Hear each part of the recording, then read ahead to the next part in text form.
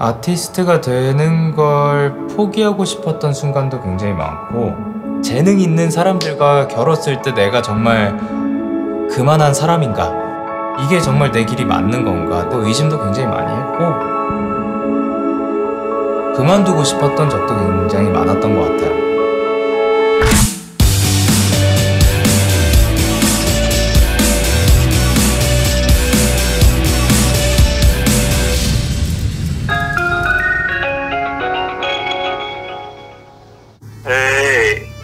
요.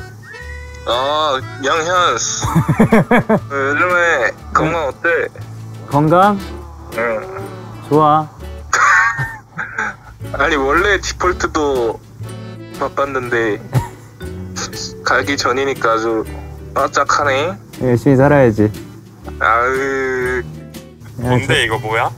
이게 뭐냐면 나를 기록하는 순간이야. 그렇구나. 나는 누구니? 너는 누구니? 지금 영케인이 영현이니? 뭐 아무나. 그래, 그럼 강영현은 어떤 사람이야? 강영현은 어떤 사람이냐고? 예. 내 주변에서 제일 독한 사람? 독한 사람? 내가 왜 독한데? 너만큼 그렇게 힘든 일정을 소화하면서도 뭔가 해내는 게 나랑은 되게 다른 부분이라서. 작업실에 오면은 보통 새벽 대여섯 시 정도까지 작업을 하거든요. 작업하다가 중간중간 책을 보고 학교에 9시에 가야 된다고, 형 저 더 있다가도 되죠? 이러고 있어요. 그러면 저는 퇴근도 못하고 연예인을 하면서 학생으로 살았어. 그 진짜 멋있었지. 2017년인가? 예, 이제 매달 2곡씩 이렇게 내는 프로젝트를 했을 때가 있었는데 옆에서 보면서 쟤는 하나만 하기도 힘든데 어떻게 저렇게 둘 다 하고 잠도 거의 못 자고 학교 와서 꾸벅꾸벅 졸면서 그거를 둘 다 해내는 걸 보면서 진짜 미친놈이다. 주로 영케이는 저한테 와서 했던 이야기들은 딱 언제까지만 가수하고 그 뒤에는 인간 강영현으로서의 살아야 되는 그거에 대해서 좀 고민을 많이 하는 친구였어서 뭔가 가수 생활이 영원하지 않을 거라는 거를 처음부터 알고 있었던 친구거든요. 자기 인생을 좀 길게 보고 전체적으로 보는 친구구나 라는 생각을 했죠. 그러니까 솔직히 옛날에는 제가 일찍 그만두고 싶어 했거든요. 그러다 보니까 최대한 빠른 시간 안에 많은 것들을 이뤄내야 할 것 같고, 근데 노래를 조금이라도 더 부르고 싶다는 생각이 든 후부터는 조금 달라진 것 같아요. 그게 약간 터닝 포인트였던 것 같아요. 나 노래 부르는 거 좋아하는구나, 조금이라도 더 부르고 싶구나, 그래 생각한 순간부터 대하는 태도도 점점 빠르게 바뀌고, 그게 터닝 포인트였네요. 뮤지션으로서 가장 큰 행복감을 느낄 때는 무대 위인 것 같아요.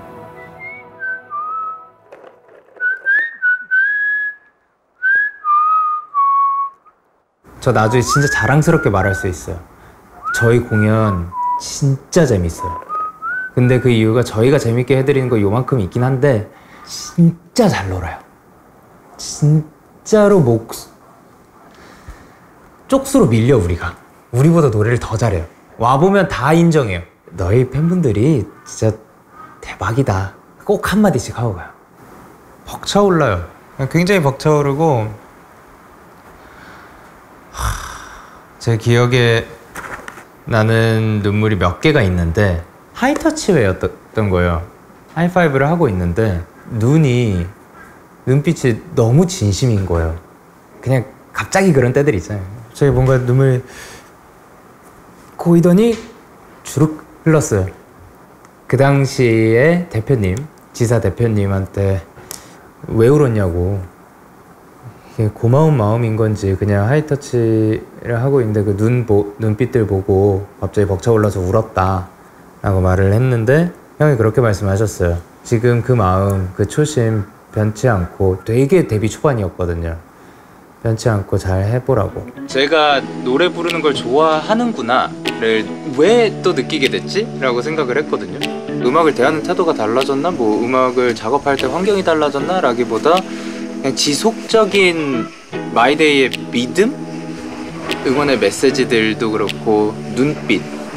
저 사람들은 내가 진심으로 도움이 되는구나. 그러면 도움이 되기 위해 조금이라도 더 뭘 해야겠구나 하다 보니까 재미있구나를 다시 느끼게 해준 그런 연결고리였던 것 같아요.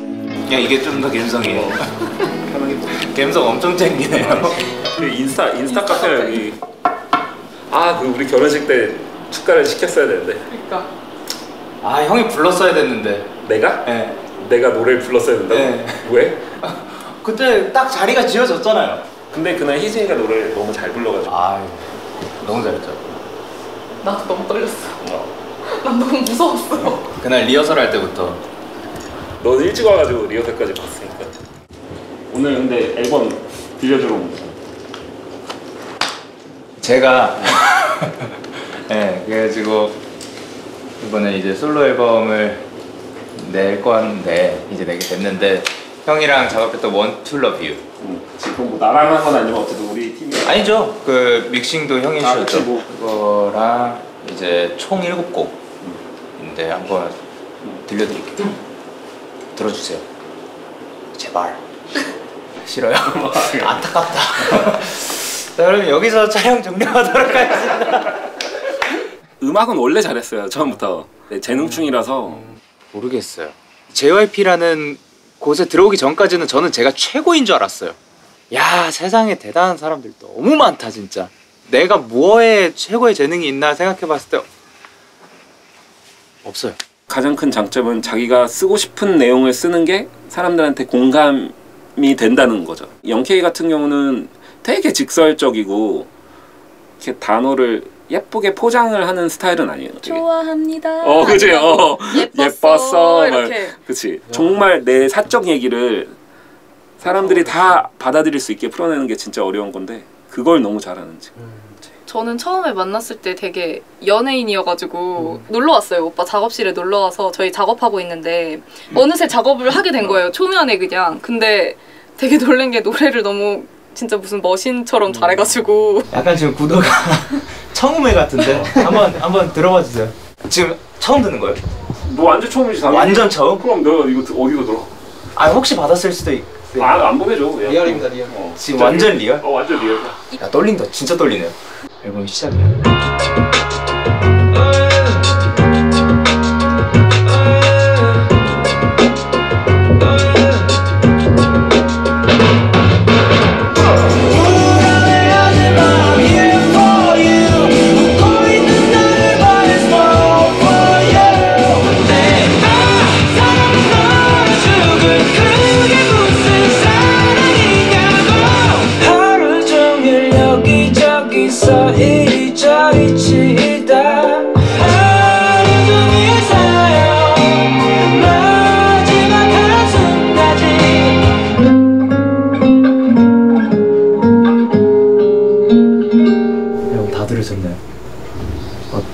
떨려요. 말해주세요. 무슨 말을? 몰라요. 뭐라도 말해주세요. 이 곡들에 자신이 없는 게 아니거든요.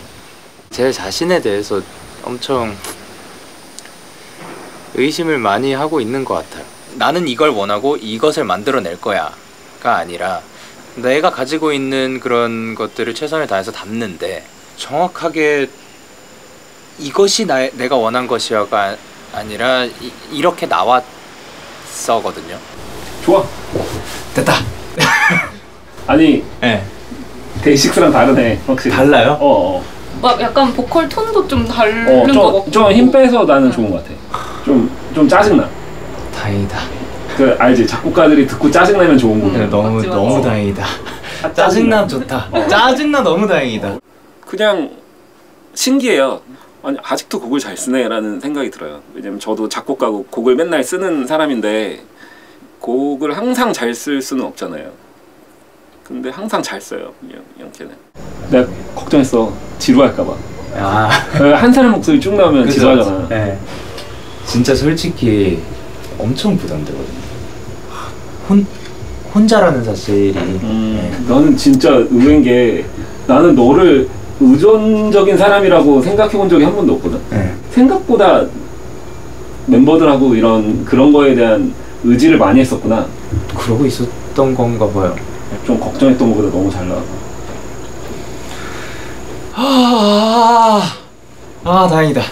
힘들었어? 일단 체력적으로가 조금 시간이 안 나가지고 가사를 이동 중에 어떻게 해서든 막 밤새서 막 해야 되니까. 근데 원래 가사 잘 쓰잖아.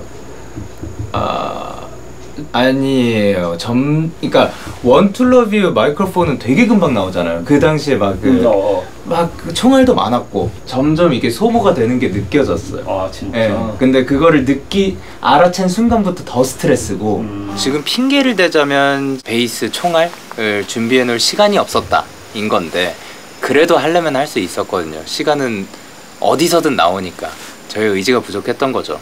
다양한 표현들도 보고 느끼고 하면서 제 감정들, 제 음악적인 면들을 좀 채워놔야겠다 생각했어요. 네가 약간 의기소침해야 하는 게 약간 적응이 안 돼. 되게 자신만만하고 되게 자신이 있는 사람이었거든. 어느 순간부터 그러지 않았어요? 좀 됐지. 이런 모습을 보이기 시작한 지 좀 되긴 했는데 근데 초반을 생각하면 그러니까 그 8년 전에 패기 넘치고 뭐든 다 내가 다 할 수 있고 내가 짱이야 이런. 그게 점점 지나가더니 자신이 많이 없어졌어요. 그냥 하던 대로 하면 된다라고 그거밖에 할 얘기가 없는 것 같아요. 더 어렸을 때 그냥 제가 다 최고였어요. 그렇지 않아요 이제. 이 일이 굉장히 화려해 보이고 멋있어 보이고 그렇기 때문에 왔던 것 같아요. 그런데 하다 보니까 그런 화려한 게 있으려면 그 뒤에 정말 많은 그 노력이 필요하다는 걸 알게 되었죠.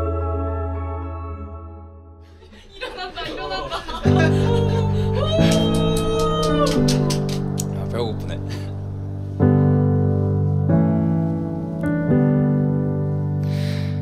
행복하니 누군가 내게 물어온다면 난 자신 있게 대답은 절대 하지 못할 이제 거야. 몇 달 있으면 저희 30대가 찾아오죠. 20대는 멋진 챕터였던 것 같아요. 데이식스로 이렇게 활동을 하면서 대학교를 다니기도 했고 이거는 한 단어로 표현하기는 어려운 것 같아요. 근데 자랑스러워요. 30대는 정말 어떻게 될지 모르겠어요.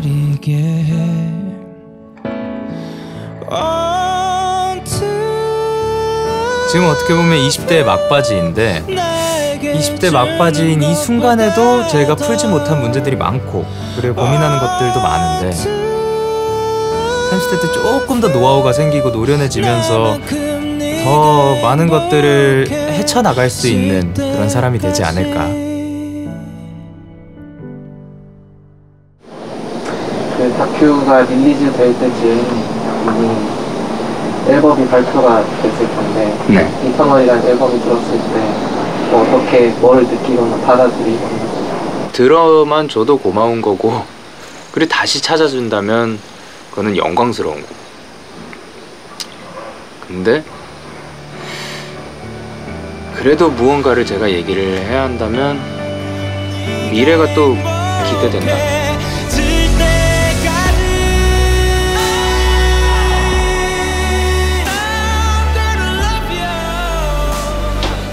이 친구가 새로 장만한 한 번 더. 네. 아 뭐 갔다니까요 그날. 그래 나도 늦게 갈게 그러면.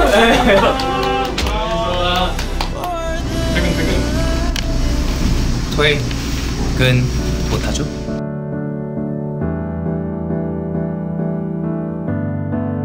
게스트하우스 하셔도 되겠다. 연예인 리시해줄게 괜찮아. 아니 괜찮아요.